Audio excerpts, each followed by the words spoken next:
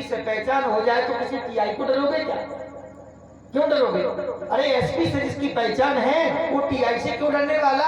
अरे जो एसपी बैठे हुए हैं तो छोटे मोटे टीआई दीवान कुछ बिगाड़ने वाले नहीं है। प्रेम से बोलो राधे राधे। और इसलिए देवताओं के दुख से भी हमें मुक्ति कथा के द्वारा मिल जाएगी। भौतिक सांसारिक सुखों का साधन हमें अगर प्राप्त करना है तो इस पंडाल के नीचे प्राप्त होगा बंधुओं, दुनिया में भटकने से नहीं होगा। श्री कृष्णाय वयम नमः। ऐसे श्री राधा रानी के चरणों में प्रणाम करते हुए नारायणं नमस्कृत्य नरं चैव नरोत्तमं देवीं सरस्वतीं व्यासं ततो जय मुदीरे। तो श्री व्यास जी महाराज के चरणों में जो पुराण के निर्माता हैं, जो पुराण के लेखक हैं, पुराण के रचयिता हैं, 18,000 मंत्र जिन्होंने लिखे हुए हैं, श्री स्वामी सुखदेव जी महाराज के चरणों में प्रणाम करते हैं।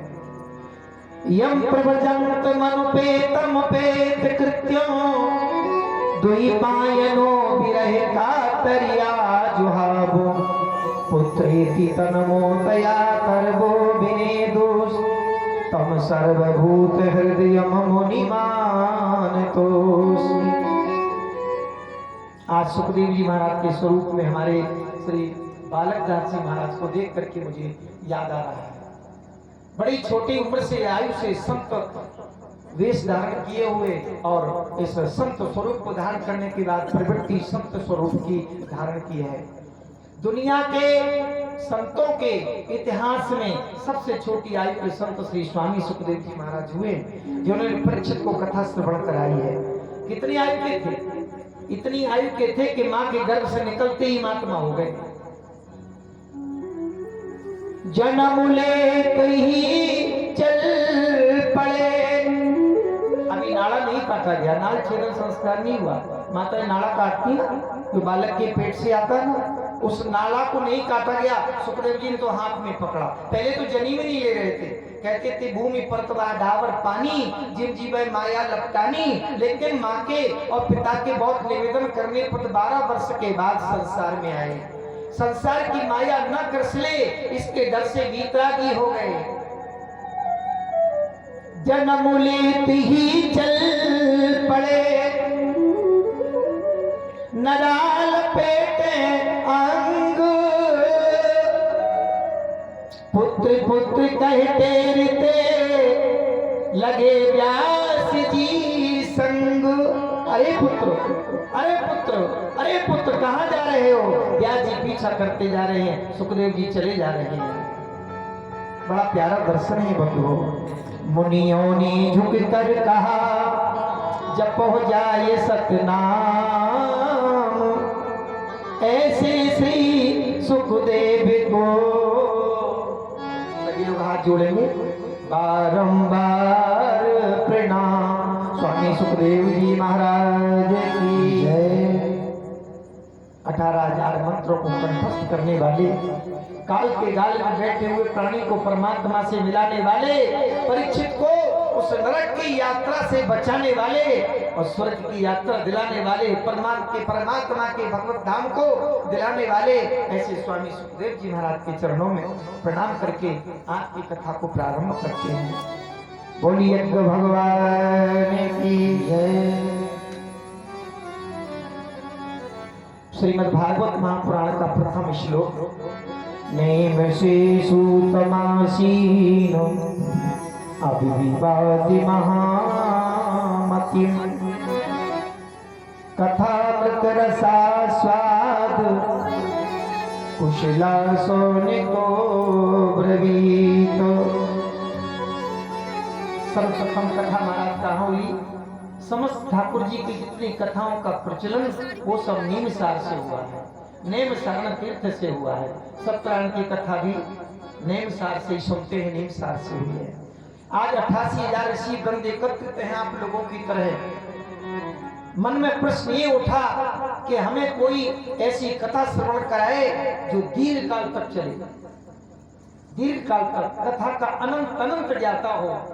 अच्छा, ऐसे स्थान पर कथा सुनाई जो विघ्न रहित हो, जो बाधा रहित हो, कथा में व्यवधान हो, कथा में आनंद नहीं आता। कथा तो एकाग्र मन से हो, दीर्घ काल तक अनंत अनंत कथाओं का जो ज्ञाता हो, ऐसा कथावाचक कौन मिले। श्री ब्रह्मा जी के पास गए हैं समस्त 88,000 ऋषि ब्रह्मा जी से निवेदन किया है। ब्रह्मा जी ने कहा चलो जाओ नैमिषारण्य तीर्थ में चले जाओ और वहां 88,000 ऋषि भगवान से निवेदन करना और निश्चित रूप से ठाकुर जी आप पर कृपा करेंगे। गोविंद चले आओ,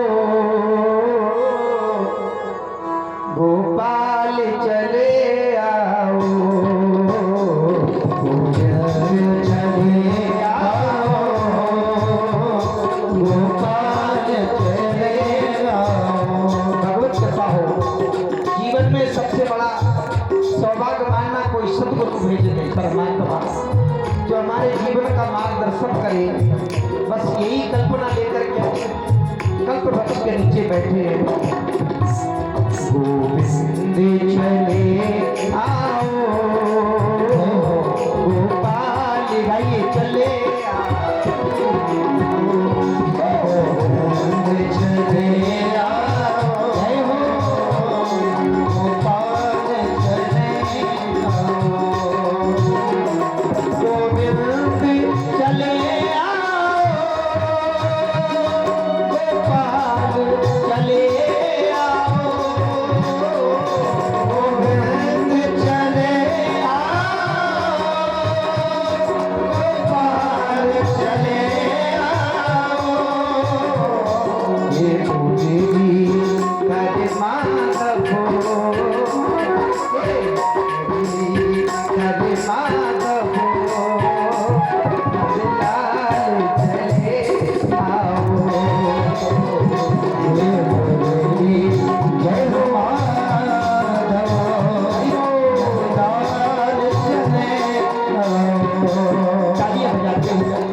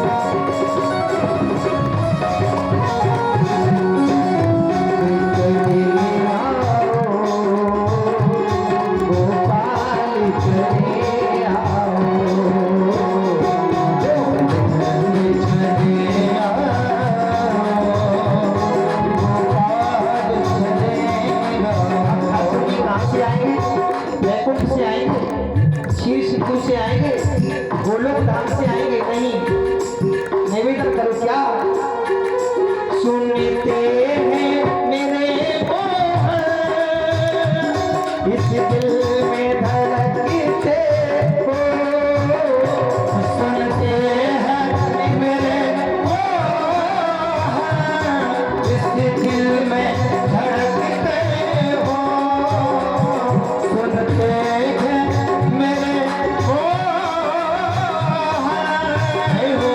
इस दिल में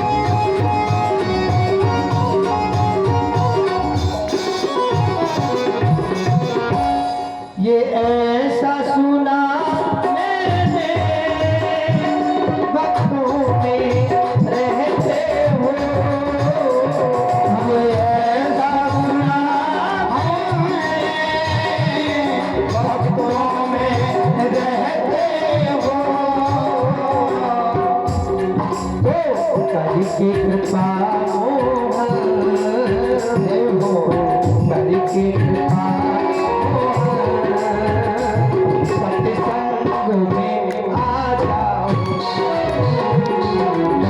करके कृपा मोहन सत्संग में आ जाओ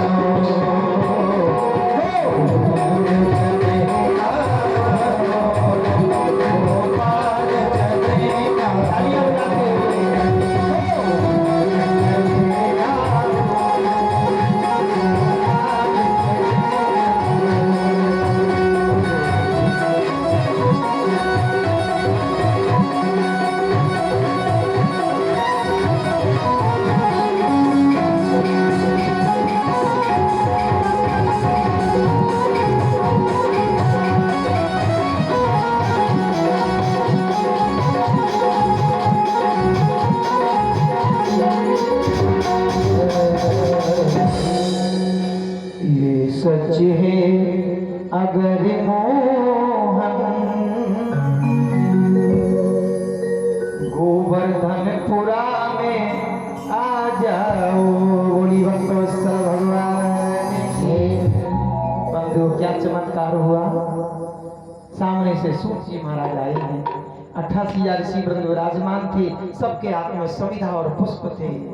कथा सुनने का तरीका बड़े विनम्र से प्रणिपात करके विनम्र भाव से कथावाचक के समक्ष कथा सुनना चाहिए।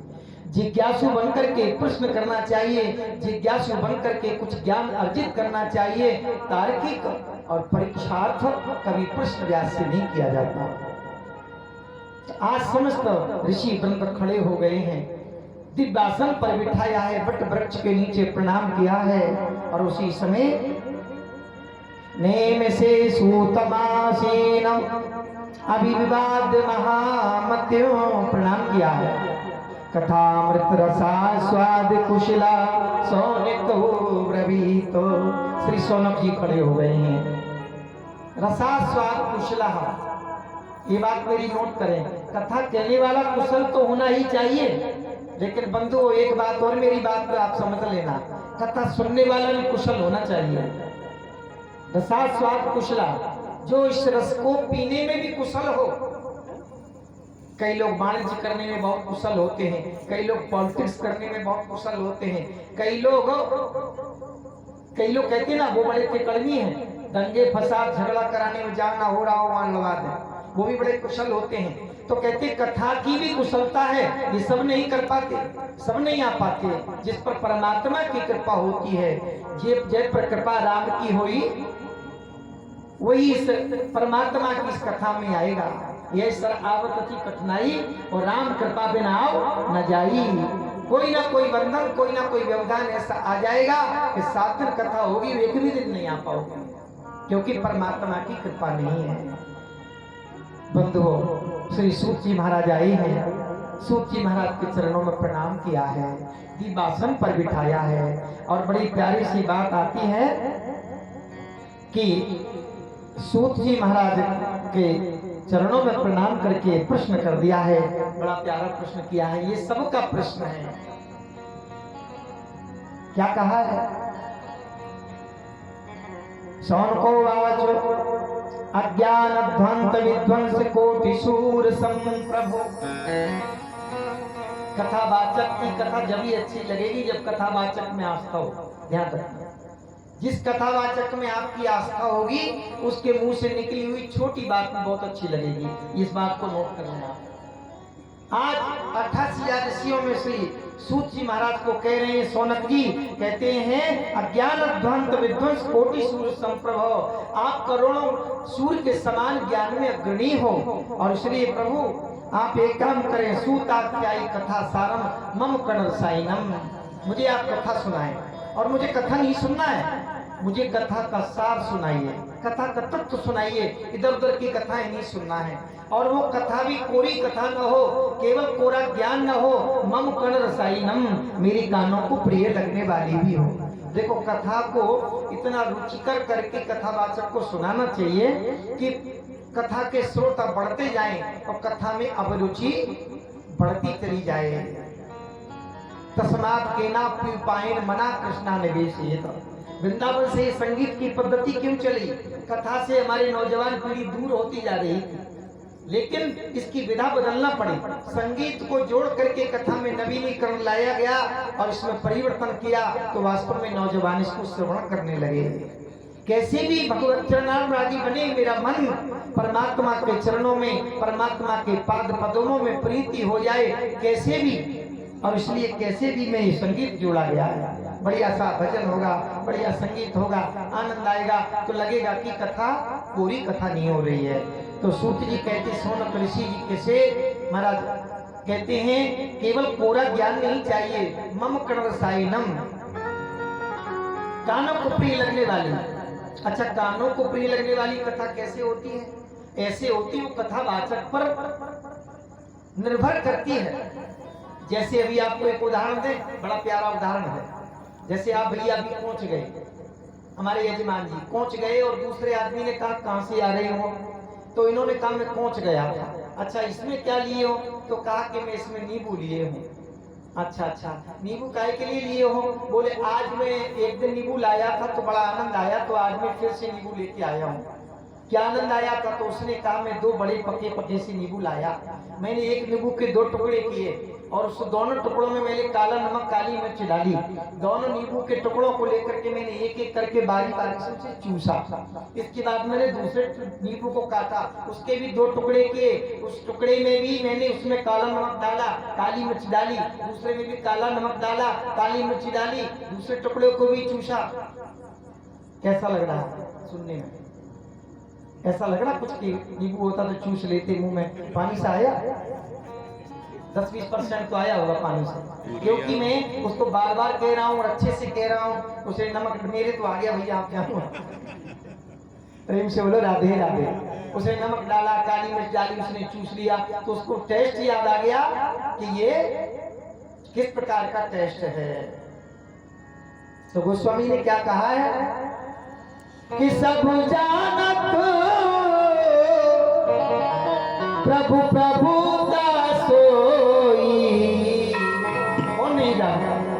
छोटे छोटे बच्चे परमात्मा की कथाएं जानते हैं, टीवी सीरियल पर देख रहे हैं, किताबों में पढ़ रहे हैं।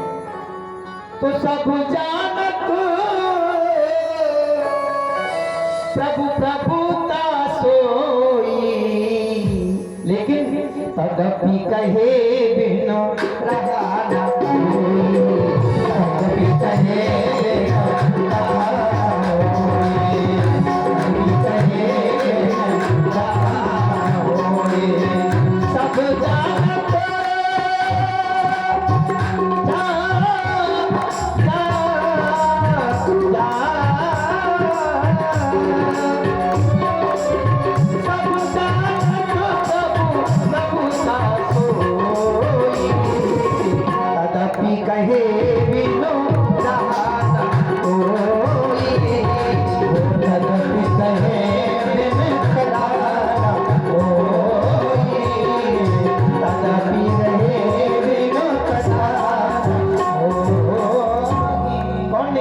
परमात्मा की कथा।